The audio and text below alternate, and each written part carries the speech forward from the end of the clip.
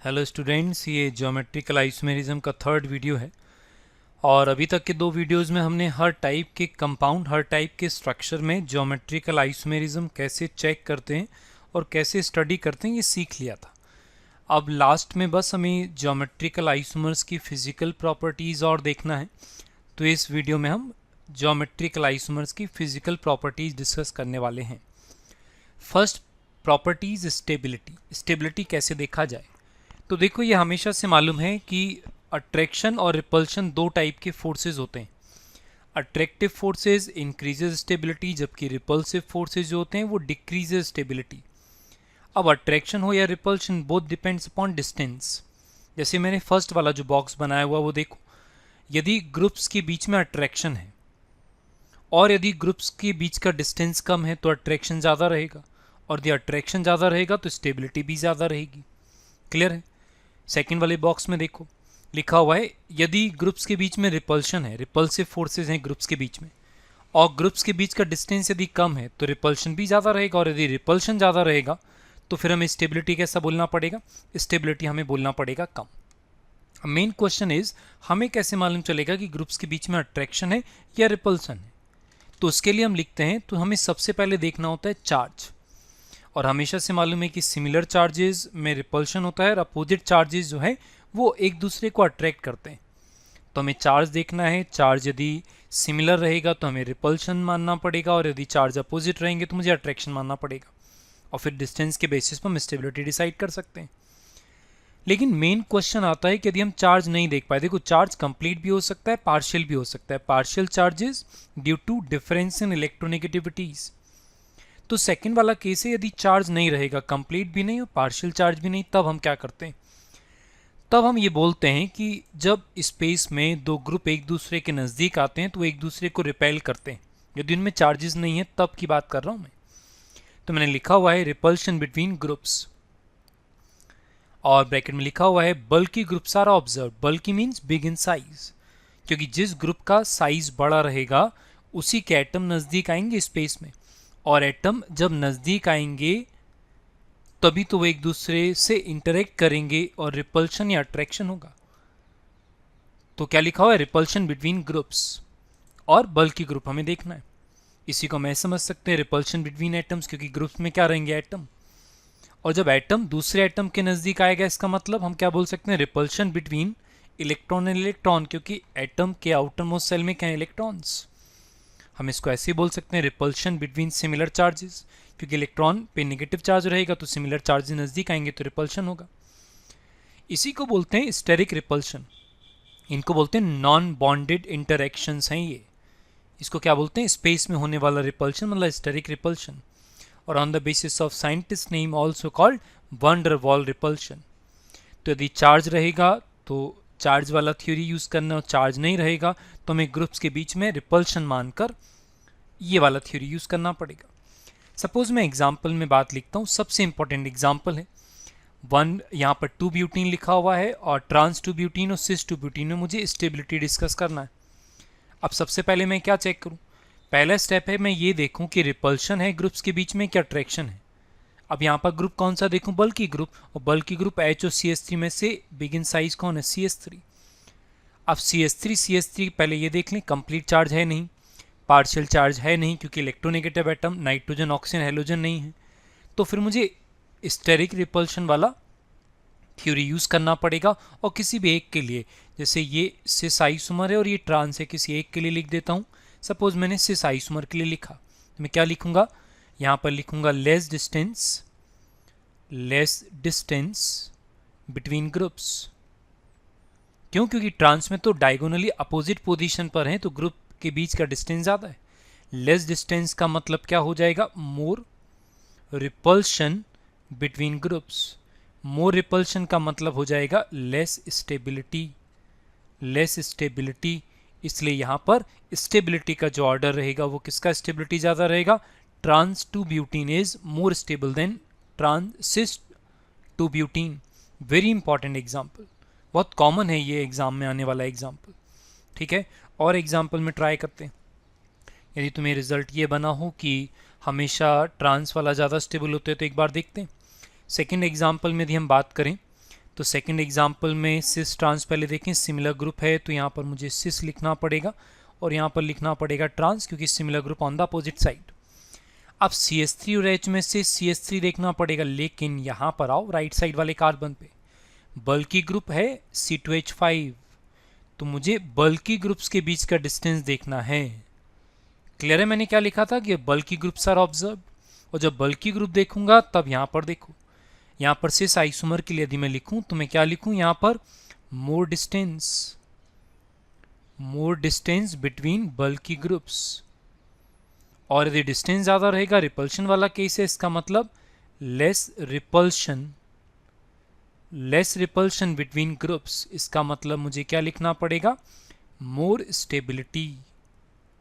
इसका मतलब इस बार cis isomer is more stable than trans. तो क्या रहा ऑब्जर्वेशन, क्या हम कोई एक रिजल्ट याद रख सकते हैं कि which one is more stable, cis और ट्रांस? हम एक आंसर नहीं कर सकते, हमें ऑन द स्पॉट ट्राई करना ही सीखना पड़ेगा, क्योंकि फर्स्ट एग्जाम्पल में जहाँ ट्रांस ज़्यादा स्टेबल था, सेकेंड एग्जाम्पल में वहीं पे कौन ज़्यादा स्टेबल हुआ, सिस आइसोमर ज़्यादा स्टेबल हुआ। क्लियर है? और वैरायटी लिखते हैं। सपोज मैंने एग्जाम्पल नंबर 3 लिखा, एग्जाम्पल नंबर 3 में यदि मैं बात करूँ तो similar group on the same side, तो ये सिस आइसोमर हो जाएगा और ये वाला हो जाएगा ट्रांस। मैं बस ये यकीन दिला रहा हूँ कि एक आंसर कहना सही नहीं है, क्योंकि आंसर चेंज हो जाते हैं। क्लियर है? तो एक आंसर करना गलत है, हमें ऑन द स्पॉट ट्राई ही करना चाहिए, और रिपल्शन है कि अट्रैक्शन है ये देखकर डिसाइड करना चाहिए। तो जैसे मैं यहाँ पर देखूँ तो पहला स्टेप क्या था कि मुझे ये देखना पड़ेगा कि चार्ज है क्या। हाँ चार्ज है, नेगेटिव चार्ज है। तो क्या कहीं अपोजिट चार्ज है? अपोजिट चार्ज H पर डेल्टा प्लस मिलेगा, और जब अपोजिट चार्जेस आएंगे तो इनके बीच में अट्रैक्शन होगा, और इसी अट्रैक्शन को क्या बोलते हैं? H bonding. इसका मतलब यहाँ पर अट्रैक्शन वाले ग्रुप्स हैं। इसका मतलब मैं क्या लिखूं? Less distance between groups having attraction. इसका मतलब more attraction. More attraction means what? More attraction means more stability. More stability. तो इस वाले केस में किसका स्टेबिलिटी ज़्यादा गया? सिस आइसोमर का स्टेबिलिटी ट्रांस आइसोमर से ज़्यादा हो गया। तो हमें स्टेबिलिटी इस तरीके से देखना होता है। पहले चार्ज देखते हैं, उससे डिसाइड नहीं होता, फिर हम ग्रुप्स के बीच में रिपल्शन बोलते हैं। क्लियर है? फिर सेकंड प्रॉपर्टी पर, फिजिकल प्रॉपर्टी पर आएँ तो दैट इज़ रिएक्टिविटी। और यदि हमें स्टेबिलिटी समझ आता है तो रिएक्टिविटी अपने आप कंप्लीट हो जाता है। क्यों? क्योंकि रिएक्टिविटी इन्वर्सली प्रोपोर्शनल क्या होता है? स्टेबिलिटी। तो क्या हम एक आंसर कर सकते हैं विच one is more reactive, sis isomer और ट्रांस? हम एक आंसर नहीं कर सकते। क्यों? क्योंकि स्टेबिलिटी का एक आंसर फिक्स नहीं होता ना, तो हमें on the spot stability try करना पड़ेगा और उसके बेसिस पे फिर हमें रिएक्टिविटी का आंसर करना पड़ेगा। तो हम नेक्स्ट प्रॉपर्टी पे चलते हैं, और next property is dipole moment. Dipole moment को रिप्रेजेंट करते हैं म्यू से, और म्यू इज इक्वल टू होता है चार्ज इनटू डिस्टेंस।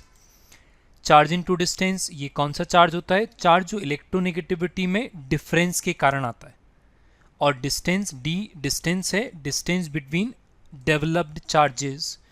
ठीक है कि नहीं? तो हम जब उनको मल्टीप्लाई करते हैं तब जो आएगा वो डाइपोल मोमेंट आएगा। क्लियर है? अब पहली ज़रूरी बात, ये वेक्टर क्वांटिटी है। वेक्टर क्वांटिटी होने का मतलब डायरेक्शन डिपेंडेंट रहेंगे। डायरेक्शन यदि सेम रहेगा तो वेक्टर ऐड हो जाएंगे, डायरेक्शन अपोजिट रहेगा तो वेक्टर को मुझे माइनस करना पड़ेगा। तो फिर अलग अलग केसेस में डिस्कशन करते हैं। हमने लिया केस 1। केस 1 में लिखा हुआ है when nature of groups are same. देखो, नेचर बोलने का मतलब ग्रुप या तो इलेक्ट्रॉन रिलीजिंग होगा या तो ग्रुप इलेक्ट्रॉन विड्रॉइंग होगा। दो टाइप का नेचर होता है ग्रुप्स का। तो यदि दोनों ग्रुप्स का नेचर सेम है, मतलब या तो दोनों इलेक्ट्रॉन रिलीजिंग ग्रुप ले लेते हैं या तो दोनों इलेक्ट्रॉन विड्रॉइंग ग्रुप ले लेते हैं। जैसे मैंने एग्जांपल में दोनों इलेक्ट्रॉन विड्रॉइंग ग्रुप लिए हुए हैं, तो इलेक्ट्रॉन विड्रॉइंग ग्रुप क्या करेगा? इलेक्ट्रॉन विड्रॉ करेगा। वो उससे नाम से ही उसका काम पता चल रहा है।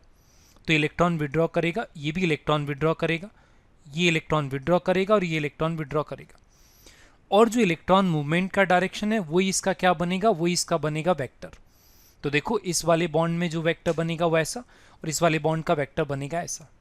यहाँ पर वेक्टर बनेगा ऐसे, और यहाँ पर चूंकि वेक्टर इक्वल अपोजिट हैं, अपोजिट इन डायरेक्शन, इसका मतलब यहाँ पे वेक्टर माइनस होंगे। इसका मतलब यहाँ का म्यू जो रहेगा वो यहाँ का म्यू मिनिमम रहेगा। इसका मतलब सिस आइसोमर का ट्रांस आइसोमर से डाइपोल मोमेंट ज़्यादा है। फिर भी एक बार क्रॉस चेक कर लेते हैं। सिस आइसोमर में जो ऐसा वेक्टर बना तो रिजल्टेंट कैसे निकालते हैं? रिजल्टेंट निकालने के लिए मुझे इन वेक्टर्स को परपेंडिकुलर कंपोनेंट्स में डिवाइड करना पड़ेगा। मतलब एक्स एक्सिस के अलाउंग, और इस तरीके से मैंने परपेंडिकुलर कंपोनेंट्स बना लिए, ऐसे बना लिए। अब ज़रा ध्यान से देखें, ये वाला जो कंपोनेंट है, ये वाला कंपोनेंट तो कैंसिल हो जाएगा। क्यों? क्योंकि अपोजिट इन डायरेक्शन। लेकिन यहाँ पर एक कंपोनेंट ऐसा है, ये वाला जिस पे मैं ग्रीन मार्क कर रहा हूँ, इसका डायरेक्शन तो सेम है ना, ये वाला तो ऐड होगा ना। और यदि ऐड होगा इसका मतलब इसका डाइपोल मोमेंट ट्रांस वाले से ज़्यादा होगा। क्यों? क्योंकि ट्रांस वाले में एडिशन नहीं है, नेट कैंसिलेशन है। इसका मतलब यहाँ पर जब ग्रुप्स का नेचर सेम रहेगा तब हम क्या लिख सकते हैं कि यहाँ पर सिस आइसोमर का डाइपोल मोमेंट ट्रांस आइसोमर के डाइपोल मोमेंट से ज़्यादा होता है। क्लियर है? फिक्स रूल नहीं होते हैं, धीरे धीरे ऑब्जर्वेशन बेस्ड ये भी समझ आ जाएगा। जरा हम इसी बात को किसी और स्ट्रक्चर में डिस्कशन करते हैं, किसी और टॉपिक में चलें। मान लो हम बेंजीन डेरिवेटिव्स में चलते हैं। बेंजीन डेरिवेटिव्स में भी अभी जो केस चल रहा है वो ऐसा कि ग्रुप्स का नेचर कैसा रहेगा? ग्रुप्स का नेचर है अभी भी सेम। मतलब दोनों ग्रुप या तो इलेक्ट्रॉन रिलीजिंग ग्रुप लिख लेते हैं या तो इलेक्ट्रॉन विड्रॉइंग। तो मैंने इलेक्ट्रॉन विड्रॉइंग लिखे हुए। और जब इलेक्ट्रॉन विड्रॉइंग ग्रुप यहाँ पे इलेक्ट्रॉन विड्रॉ करेगा तो यहाँ पर जो वेक्टर बनेगा वो यही एरो देखकर मैंने वेक्टर बना दिए। अब चूंकि यहाँ पर वेक्टर सेम है और अपोजिट इन डायरेक्शन, इसका मतलब नेट कैंसिलेशन होगा। मतलब ये मुझे मालूम है कि पैरा आइसोमर का डाइपोल मोमेंट मिनिमम रहेगा। फिर भी एक बार क्रॉस चेक कर लेते हैं मेटा और ऑर्थो आइसोमर को। जब मैं परपेंडिकुलर कंपोनेंट्स बनाऊंगा यहाँ के वेक्टर के लिए तो कंपोनेंट बनेंगे ऐसे। यहाँ पर जो परपेंडिकुलर कंपोनेंट बनेंगे वो ऐसे बनेंगे। अब ज़रा ध्यान से देखें तो यहाँ मेटा वाले आइसोमर में ये वाला पोर्शन जो है, ये वाला कंपोनेंट माइनस हो रहा है, जबकि ऑर्थो वाले में कोई भी कंपोनेंट अपोजिट नहीं जा रहा, मतलब माइनस नहीं होगा। इसका मतलब यहाँ पे क्या होगा? यहाँ पर रहेगा मैक्सिमम। इसका मतलब जब नेचर सेम रहेगा तब डाइपोल मोमेंट का ऑर्डर क्या हो जाएगा? ऑर्थो आइसोमर का सबसे ज़्यादा रहेगा, फिर मेटा आइसोमर, और सबसे कम किसका रहेगा? पैरा आइसोमर का रहेगा। ये कब? जब ग्रुप्स का नेचर कैसा रहेगा? नेचर रहेगा सेम, तब की बात है। सेकंड केस पर आते हैं। यदि ग्रुप्स का नेचर डिफरेंट रहेगा, मतलब एक इलेक्ट्रॉन रिलीजिंग ग्रुप रहेगा और एक क्या रहेगा? इलेक्ट्रॉन विड्रॉइंग ग्रुप रहेगा, तब हम वेक्टर बनाने के बाद रिजल्टेंट बनाकर हम डिसाइड कर सकते हैं। जैसे देखो, मैंने एक इलेक्ट्रॉन रिलीजिंग ग्रुप और इलेक्ट्रॉन विड्रॉइंग ग्रुप लिया है। विड्रॉइंग ग्रुप क्या करेगा? इलेक्ट्रॉन विड्रॉ करेगा। रिलीजिंग ग्रुप क्या करेगा? रिलीज करेगा। तो वेक्टर के डायरेक्शन उसके अकॉर्डिंग बनाए। विड्रॉइंग ग्रुप विड्रॉ करेगा, रिलीजिंग ग्रुप रिलीज करेगा, वेक्टर हमने बना दिए। और ये जो ट्रांस आइसोमर है, ध्यान से देखो, वेक्टर्स का डायरेक्शन है सेम, नेट एडिशन होगा। नेट एडिशन का मतलब मैक्सिमम होगा यहाँ पर। फिर भी एक बार क्रॉस चेक कर लेते हैं। सिस आइसोमर में जब मैं परपेंडिकुलर कंपोनेंट्स बनाऊंगा तो परपेंडिकुलर कंपोनेंट्स बनेंगे कुछ ऐसे, ऐसे बनेंगे। अब ज़रा ध्यान से देखो, यहाँ पर नेट एडिशन नहीं है। ये वाला कंपोनेंट जो है ना, ये अपोजिट आ रहा है। अपोजिट आने का मतलब कैंसिलेशन होगा, कैंसिलेशन का मतलब कम रहेगा। इसका मतलब जब ग्रुप्स का नेचर डिफरेंट रहेगा तब डाइपोल मोमेंट किसका ज़्यादा रहेगा? डाइपोल मोमेंट ट्रांस वाले का, ट्रांस आइसोमर का सिस आइसोमर से ज़्यादा रहेगा। अब मुझे बताओ, क्या एक आंसर याद रखना सही है कि किसका डाइपोल मोमेंट ज़्यादा रहता है, सिस आइसोमर का कि ट्रांस आइसोमर का? ये तो कंडीशनल है ना, डिपेंडेंट है कि ग्रुप्स का नेचर सेम है डिफरेंट। तो हम एक आंसर याद नहीं कर सकते, इसलिए हमें सीखना ही पड़ेगा कि डाइपोल मोमेंट कैसे निकालते हैं। और एग्जाम्पल में बात चलते हैं। जैसे हमने ऊपर वाले केस में बेंजीन डेरिवेटिव के लिए बात किया था, इसमें भी बेंजीन डेरिवेटिव के लिए बात कर लेते हैं। बेंजीन डेरिवेटिव के लिए यदि हम बात करें तो यहाँ पर केस क्या था? यहाँ पर ग्रुप्स का नेचर कैसा रहेगा? डिफरेंट। तो एक इलेक्ट्रॉन रिलीजिंग है और एक क्या है? Electron withdrawing. रिलीजिंग ग्रुप क्या करेगा? रिलीज करेगा। विड्रॉइंग ग्रुप विड्रॉ करेगा। और मुझे वेक्टर का आइडिया लग जाएगा, क्योंकि सेम डायरेक्शन है, नेट एडिशन होगा, इसका मतलब पैरा आइसोमर का मैक्सिमम होगा। क्लियर है? फिर मुझे परपेंडिकुलर कंपोनेंट्स बनाने पड़ेंगे, और यहाँ पे जब मैं परपेंडिकुलर कंपोनेंट्स बनाऊंगा तो ये बनेंगे कुछ ऐसे। और जब मैं परपेंडिकुलर कंपोनेंट्स बनाया तो यहाँ देखो, ये वाला जो पोर्शन है ये माइनस होगा, जबकि इसमें एक भी अपोजिट डायरेक्शन में नहीं जा रहा है। इसका मतलब यहाँ पर किसका ज़्यादा रहेगा? इसका मिनिमम रहेगा, क्योंकि यहाँ पर कैंसिलेशन है, बाकी दोनों में कुछ कैंसिलेशन नहीं है। इसका मतलब बेंजीन डेरिवेटिव में जब ग्रुप्स का नेचर अपोजिट रहेगा तब सबसे ज़्यादा डाइपोल मोमेंट रहेगा पैरा का, फिर उसके बाद रहेगा मेटा का, और सबसे कम किसका रहेगा, ऑर्थो आइसोमर का रहेगा। इस तरीके से हम डाइपोल मोमेंट आइसोमर्स में देखते हैं। क्लियर है? तो हम वापस ज्योमेट्रिकल आइसोमर्स पर आएँ तो जरा इस बात पे चर्चा करते हैं, जो dipole moment of trans isomer होता है क्या ये हमेशा ज़ीरो होता है? तो बिल्कुल नहीं। जब ग्रुप्स का नेचर हमने अपोजिट देखा था तब तो ट्रांस वाले का मैक्सिमम आया था। तो फिर हम डिस्कशन इसी बात पर करते हैं कि म्यू ट्रांस कब not is equal to zero. तो म्यू ट्रांस दो केसेस में not is equal to zero. First case है when groups are different. Groups are different का मतलब, अच्छा नेचर में डिफरेंट कि नेचर सेम रहे और स्ट्रेंथ में डिफरेंट, किसी भी तरीके से यदि डिफरेंट रहेंगे ना तो mu trans not is equal to zero. क्यों? तो ज़रा एक बात ध्यान से देखते हैं। देखो इसके पहले जब हमने केसेस डिस्कशन किए थे, जब हमने बोला था कि ग्रुप्स का नेचर डिफरेंट रहेगा, तब हमने क्या बोला था कि ट्रांस आइसोमर के केस में जो वेक्टर्स का डायरेक्शन था वो सेम आ रहा था, और सेम डायरेक्शन आने के कारण क्या हो रहा था, नेट एडिशन, और नेट एडिशन के कारण यहाँ पर जीरो तो हो ही नहीं सकता, यहाँ पर तो मैक्सिमम था। ये जरा सेकंड वाले एग्जाम्पल पे गौर करना, यहाँ पर दोनों का बिहेवियर है सेम। Cl यदि मोर इलेक्ट्रोनेगेटिव है, इलेक्ट्रॉन विड्रॉ करेगा, तो ये वाला ब्रोमीन भी इलेक्ट्रॉन विड्रॉ करेगा। लेकिन चूंकि chlorine is more electronegative than bromine, इसलिए यहाँ पर स्ट्रेंथ अलग अलग आएगा, और यदि स्ट्रेंथ अलग अलग आएगा तो नेट कैंसिलेशन में जीरो नहीं होगा। इसका मतलब mu trans not is equal to zero यहाँ पर भी होगा। भाई अमाउंट यदि सेम आएगा तभी तो मैं जीरो बोल पाऊंगा ना। तो ग्रुप डिफरेंट किसी भी सेंस में रहे, बिहेवियर में डिफरेंट रहे या स्ट्रेंथ में डिफरेंट रहे, वो एक दूसरे को कैंसिल नहीं कर सकते। ये फर्स्ट केस है। सेकेंड केस में लिखा हुआ है, ये इंपॉर्टेंट है, लिखा हुआ है when non linear moments are present. Non linear moment का मतलब, जैसे अभी हम ऊपर एग्जाम्पल्स में कार्बन क्लोरीन वाला बॉन्ड देख रहे थे, तो हमने बोला क्लोरीन इलेक्ट्रॉन विड्रॉ करेगा, तो इसका जो वेक्टर बनाया वो एक वेक्टर बनाया था, ये इसको हम पढ़ते हैं क्या, लीनियर वेक्टर, क्योंकि एक ही है। लेकिन यदि इस टाइप का, जैसे मैंने OH ग्रुप लिखा, इस टाइप का यदि ग्रुप आएगा, इस टाइप का यदि मैं ग्रुप लिखूं, तो प्रॉब्लम ये है कि लीनियर स्ट्रक्चर नहीं बनता है इनका। भाई ये वाला जो बॉन्ड है किसी पर्टिकुलर एंगल पे रहेगा। अब यदि ऑक्सीजन इज मोर इलेक्ट्रोनेगेटिव तो ये भी इलेक्ट्रॉन विड्रॉ करेगा, तो एक वेक्टर तो इस वाले बॉन्ड का बनेगा ऐसा। लेकिन ये अकेला वेक्टर नहीं है ना, ऑक्सीजन हाइड्रोजन से भी तो इलेक्ट्रॉन विड्रॉ करेगा, तो एक वेक्टर बनेगा ऐसा। और ध्यान से देखो, एक ये नॉन लीनियर कहलाएगा, क्योंकि एक लाइन में नहीं है, नॉन लीनियर है, इसलिए नॉन लीनियर। तो यदि नॉन लीनियर रहेगा ना, मोमेंट रहेगा, तो भी हमें बोलना पड़ेगा कि dipole moment of trans not is equal to zero. अब कैसे, तो जरा एक इन एग्जाम्पल में समझते हैं, इनमें समझना कंपैरेटिवली ज़्यादा आसान पड़ेगा। बेंजीन डेरिवेटिव है। फर्स्ट वाले एग्जाम्पल में देखें यदि हम, तो फर्स्ट वाले एग्जाम्पल में हमने ग्रुप कौन सा लिया, Cl, और Cl लेने का मतलब यहाँ पर जो वेक्टर बनेगा वो कैसा बनेगा, वो लीनियर मोमेंट लाएगा। लीनियर मोमेंट का मतलब ये इलेक्ट्रॉन विड्रॉ करेगा, ये भी इलेक्ट्रॉन विड्रॉ करेगा, और यहाँ का डाइपोल मोमेंट में कंफर्म जीरो बोल सकता हूँ। क्यों? क्योंकि यहाँ का वेक्टर यहाँ के वेक्टर के इक्वल एंड अपोजिट है, इसलिए नेट कैंसिलेशन हो जाएगा। लेकिन जरा ये सेकंड वाले एग्जाम्पल को देखें, OH वाला। अब यदि तुम्हें लगता है कि नहीं OH इलेक्ट्रॉन विड्रॉ करेगा, मोर इलेक्ट्रोनेगेटिव है, ये भी विड्रॉ करेगा, कैंसिलेशन हो जाएगा, तो नहीं।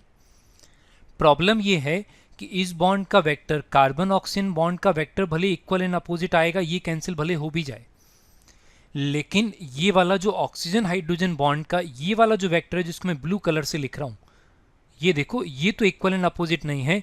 इसका मतलब इसका जो डाइपोल मोमेंट होगा वो not is equal to zero. अब तुम्हें हो सकता है देखकर तुम्हें ये लगे कि मैंने जानबूझ के H को यहाँ पर राइट साइड में लिखा, यदि मैं लेफ्ट साइड में लिख देता तो वेक्टर मुझे अपोजिट दिखता ना, तो नेट कैंसिलेशन होता ना। तो देखो मैं क्लियरली बोल दूँ, हम 2D में लिख रहे हैं इसलिए हमें दो ही डायरेक्शन लगता है, एक लेफ्ट में एक राइट में। लेकिन जब मैं 3D में लिखूंगा ना, तो infinite number of arrangements are possible for that H, और उन इनफाइनाइट अरेंजमेंट में से केवल एक अरेंजमेंट ऐसा आएगा जब H के अपोजिट आ रहा है, जिसकी पॉसिबिलिटी प्रोबेबिलिटी ना के बराबर है, जीरो है। इसलिए हम जनरलाइज फॉर्म में बोलते हैं तो रिजल्ट बनाना पड़ता है हमें, और हम ये बोलते हैं कि यदि नॉन लीनियर मूवमेंट रहेगा तो एक दूसरे को कैंसिल नहीं कर पाते। क्लियर है? और एग्जाम्पल में ट्राई कर लेते हैं। सपोज मैंने SH और SH लिखा और ये भी नॉन लीनियर मूवमेंट रहेगा। भाई ऑक्सीजन की जगह केवल सल्फर ही तो आया है, इसका मतलब mu not is equal to zero direct बोलना पड़ेगा। अब यदि Cn अकेला ऐसा ग्रुप है, ध्यान से देखें तो यहाँ का म्यू 0 रहेगा। क्यों? क्योंकि इसका हाइब्रिडाइजेशन है sp और ये वाला बॉन्ड एंगल मस्ट भी कितना 180 और ये रहेगा लीनियर, और लीनियर का मतलब कैंसिलेशन हो जाएगा। तो फाइनल रिजल्ट निकल कर आ रहा है ये कि यदि ग्रुप है, ग्रुप में बहुत सारे एटम हैं और यदि वो लीनियर नहीं है तो वेक्टर जो बनेंगे वो अलग अलग डायरेक्शन में बनेगा, और अलग अलग डायरेक्शन में वेक्टर बनने के कारण वो एक दूसरे को कैंसिल नहीं कर पाएंगे, इसलिए हमें mu not is equal to 0 बोलना पड़ेगा। क्लियर है? इस तरीके से हम ट्राई कर सकते हैं।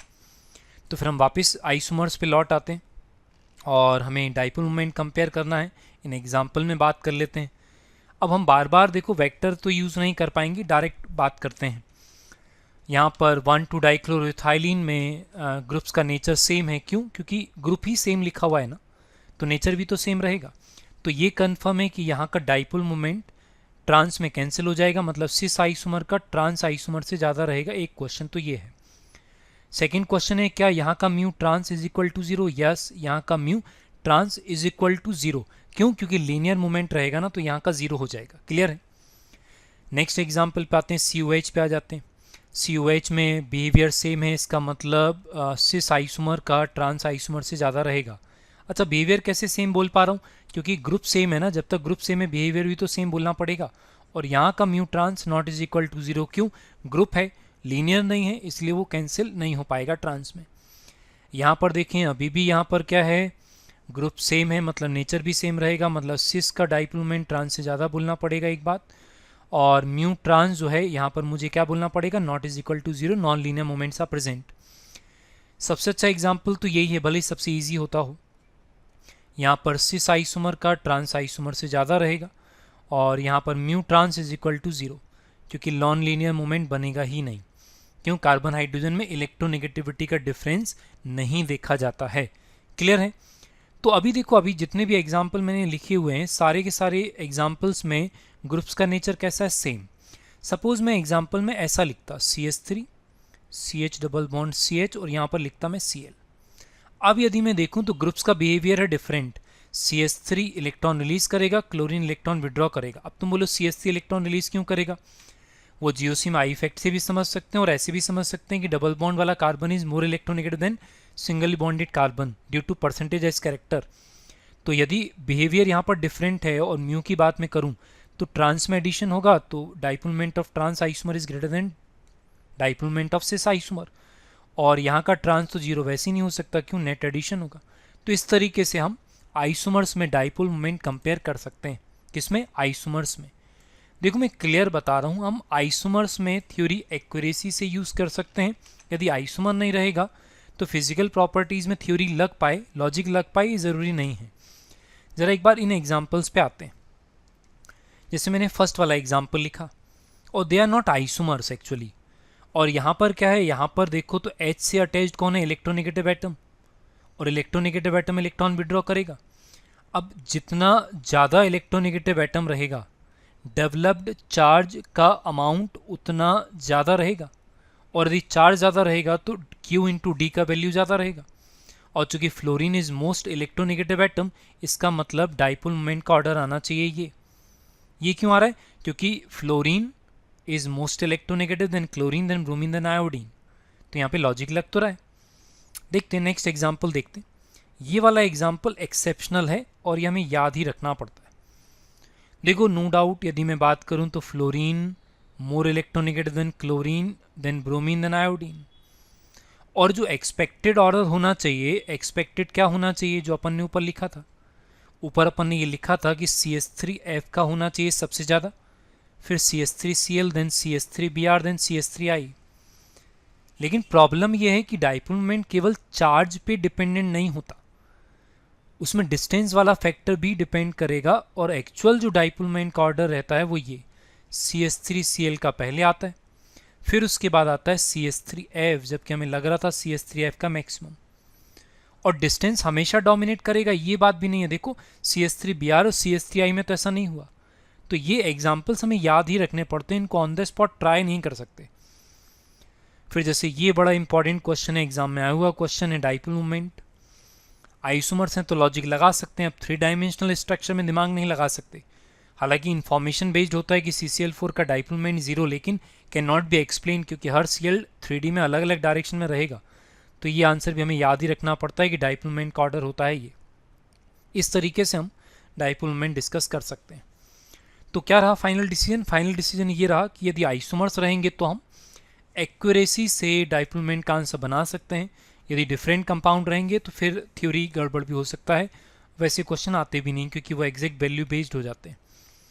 नेक्स्ट वीडियो में हम सबसे इंपॉर्टेंट फिजिकल प्रॉपर्टी लेकर आएंगे और कंप्लीट ऑर्गेनिक केमिस्ट्री का boiling point two melting point पूरे एक वीडियो में आएगा। ठीक है ना? Thank you.